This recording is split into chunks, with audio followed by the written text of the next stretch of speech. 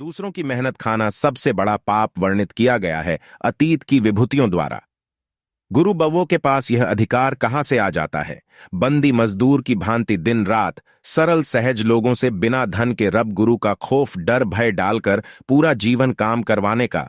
जब कोई उम्र से दुर्लभ हो जाए उस पर कोई आरोप लगाकर आश्रम से कि निष्कासित कर दिया जाता है। आश्रम में सेवा प्रेम भाव भक्ति से कोई भी नहीं रह रहा, सिर्फ डर खौफ से। मेहनत करने या कुछ करने का समय तो श्रद्धा आस्था भक्ति ध्यान के झंशे में बर्बाद करवा दिया। जब कुछ करने में असमर्थ हो तो आश्रम से भी धक्के मारकर आरोप लगाकर निकला जाता है। लाखों सरल सहज लोगों के करोड़ों रुपए और उनकी पूरे जीवन की मेहनत का गुरु लोग हर्जाना कहां से भरेगा? या इनके कर्मों का हिसाब नहीं होता? मैंने भी करोड़ों रुपए और पूरा जीवन समर्पित किया था, अब रोटी को भी मोहताज हूं। ऐसी बातों से पागल कर देते हैं कि शुद्ध बुद्ध ही भूल जाता है। जब आश्रम से भी धक्के मिलते हैं तो कुछ करने का समय निकल गया होता है। एक शब्द बहुत चर्चित गुरु का थाड़ा, एक गाय तो हजार खड़ा। मैं गहन चिंतन मनन करने की वृत्ति से स्मरण था, वैज्ञानिक था। सब कुछ लुटाने के पश्चात जब गुरु ही नहीं समझा तो ही खुद को समझा तो पाया कोई शब्द भी नहीं है। गुरु शिष्य रब तो बहुत दूर की बात है। जब तक कोई खुद को ही नहीं समझा तो वो सिर्फ दूसरी समस्त प्रजातियों की भांति जीवन व्यापन के लिए ही उपक्रम कर रहा है।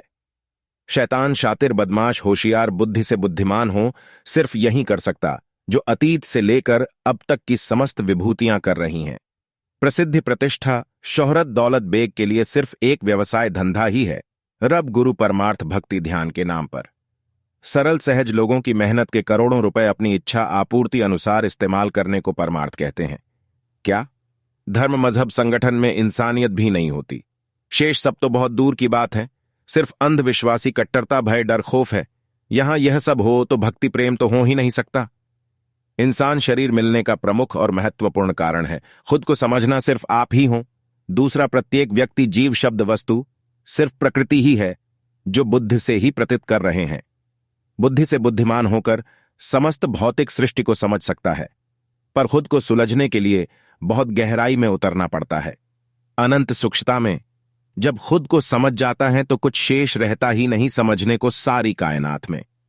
उसके पश्चात किसी की स्तुति का तात्पर्य ही खत्म हो जाता है, क्योंकि स्पष्टता से समझ जाता है कि कोई शब्द भी नहीं है। खुद को समझने के लिए सिर्फ एक पल लगता है, दूसरों के लिए तो सादिया युग भी कम है। अतीत की भांति इतिहास गवाह हैं। दूसरों की मेहनत खाना सबसे बड़ा पाप वर्णित किया गया है अतीत की विभूतियों द्वारा।